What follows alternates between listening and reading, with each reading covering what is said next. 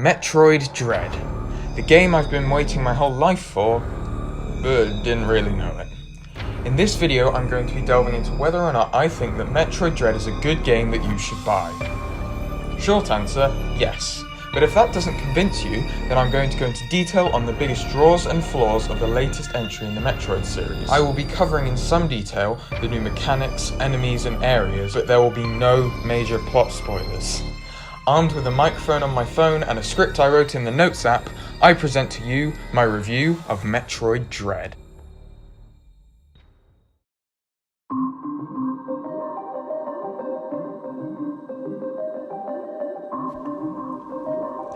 Metroid Dread is an action-adventure game with an ability-based progression system, or to put it more simply, a Metroidvania. You play as Samus, a galactic bounty hunter who, as the only person immune to the deadly X-parasites, has the responsibility of eradicating all of them from existence. In the opening cutscene, she receives a mysterious transition showing an X-parasite on the planet ZDR and heads off to hunt it and any others down. If you feel intimidated by the story, having not played a Metroid game before, don't be. The expositional section that plays straight after you boot up a new game explains everything you need to know about the story. You spend this game finding your way through different places, discovering abilities and overcoming tricky bosses and stealth sections.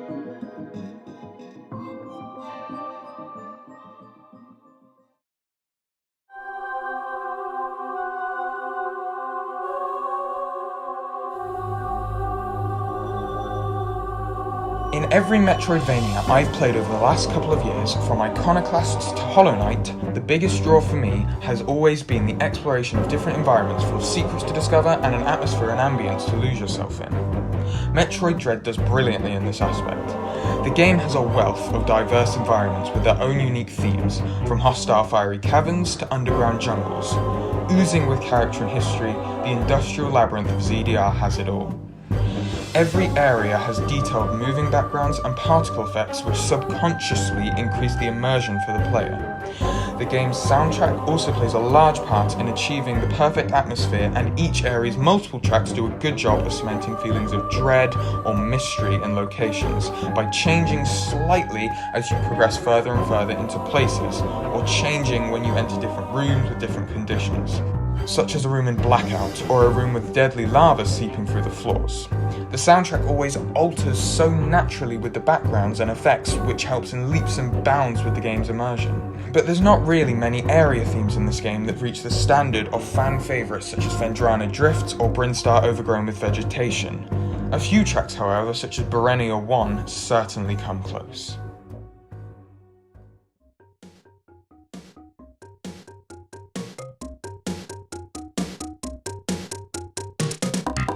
In an adventure game, it's great to have an excellently crafted world for the player to discover and explore. But it's nothing without a well-made character for the player to enjoy that world with. Luckily, Mercury Steam has spent a lot of time assembling and polishing every aspect of Samus's moveset. Her movement is snappy and responsive. Every input translates into quick and fluid movements. The free aim and parry mechanics from Metroid Samus Returns return in this game, and they're even more polished as they were in that game. The parry isn't as overused in this game as it was in Samus Returns, and the free aim yet again proves itself to be far superior to the aiming mechanics in older games in the series. It's quick, slick, and makes it so easy to aim accurately at specific targets anywhere on the screen. Many old abilities of Samus's return in this game too, which are just as cleverly used in exploration as ever before, such as the Morph Ball and the Wide Beam, along with some new abilities too. Samus can now slide under one-block gaps and dash with the new Flash Shift ability, both of which being excellent additions to the Metroid formula. They fit so well that they're the sort of thing that someone new to the series would be surprised to hear that this is the first time these mechanics have been used in a Metroid game. The Flash Shift provides a more precise, elegant, and even mid-air method for Samus to move quickly than the Speed Booster can, allowing for new types of platforming puzzles and just being overall really satisfying to use. The slide allows the player access to smaller spaces before they get the Morph Ball and just feels really good to use, especially when speed boosting.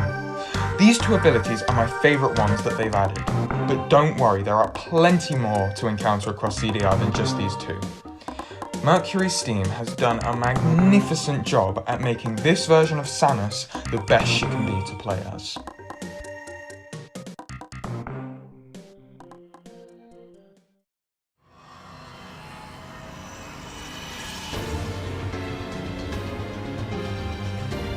Like any Metroid game, the enemy and boss designs are creative and fun. From their actual artistic designs to the attacks they use, it's pretty well balanced. There are no enemies that feel too annoying or any bosses with attacks that just feel unfair. Almost every single time I died in this game, it felt fair, because it was absolutely my own fault. Boss fights have multiple phases and are fast and adrenaline-inducing. They require quick reactions and inputs to dodge and counterattack respectively. I have to say, some of the cutscenes that come with each boss fight are just spectacular. And the Emmy. Oh, the Emmy. They instill a primal fear in my soul I haven't felt since I played Breath of the Wild for the first time and encountered a Guardian on the Great Plateau. When watching the E3 trailer and Treehouse gameplay, I didn't really think that the Emmy would be that big of a challenge. But I swear, no matter what you do, they manage to get on your heels and track you down with a frightening ease. They are genuinely one of the highlights of this game. The rush of fear you feel as you're hiding from an enemy as it's inches from you will have you holding your breath every time.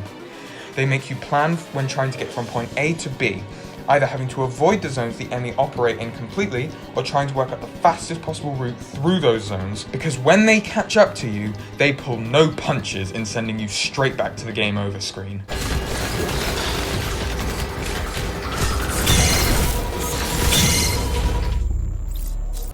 Unlike other games where an adversary has you on your toes for the start of the game and then becomes progressively easier and easier as you level up and gain new weapons and abilities, each enemy you encounter in Dread is far superior to the last, equipped with stronger weapons and a simply superior ability to hunt Samus down.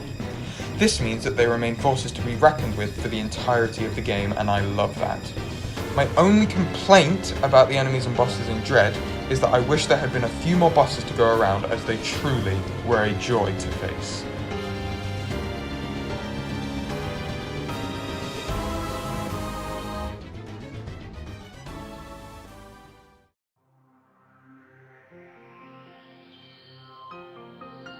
The story and lore of Metroid Dread is like a good sauce, something that coats the whole dish to bring it all together. For anyone just looking in on Dread from an outside perspective, the main story bits look very much like they're just placed roughly beginning, middle, and end. But even if that's the case, it doesn't feel that way when you're playing it, because each major story beat is glued together by Samus' charming cutscene interactions with bosses, the different environments, stealth sections, and new abilities. Not to mention the little morsels of lore and Easter eggs scattered through the environments, sound effects, and soundtrack. But don't get me wrong, the story and revelations throughout this game are bigger than they have been in any Metroid game before it, and Samus feels more alive and real than ever before.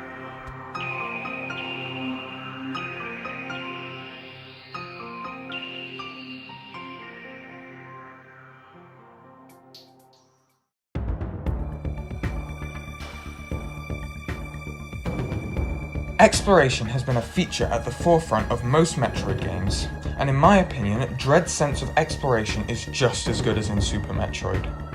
As you run through the passages of ZDR, you find different breakable blocks into secret areas, slide through gaps and discover rooms with new upgrades inside, and eventually discover travel points to take you to brand new areas, also packed with content to explore. When you find something new, it always feels like you've done something smart and are making good progress, or like you've stumbled into somewhere where you shouldn't be, and it's exhilarating.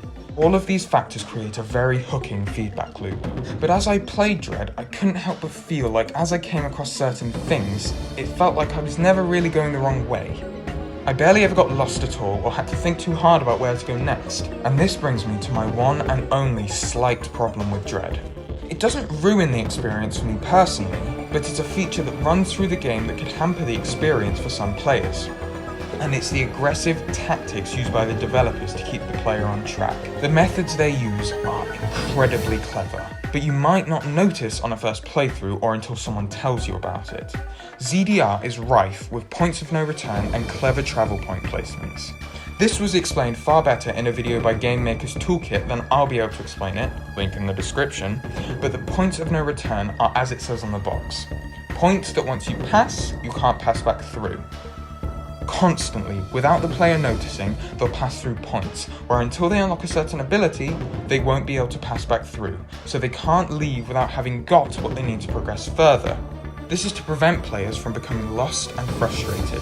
Furthermore, in previous entries in the series, whenever the player has found a new ability, they must stop, check the map, and spend time working out where they need to go to so that they may use that ability in order to gain access to the next area. In Dread, however, whenever the player has found the next ability, there's always a conveniently placed teleporter, elevator, or tram to take you directly where you need to use it. This removes an element of satisfying navigation and problem solving that a lot of Metroidvanias are known for creating so well. On my second playthrough, I barely bothered using the map because I knew that the game would just take me wherever I needed to go whenever it was time to go there. It's quite a seemingly innocent way of keeping the player on track, and these methods have been used in plenty of other Metroidvanias, but normally to far less of an aggressive degree.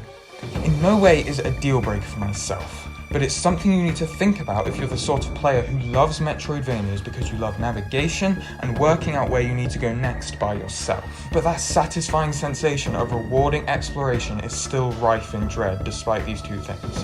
And if you don't mind being railroaded during your journey, then you'll probably have very few problems with your adventure on ZDR.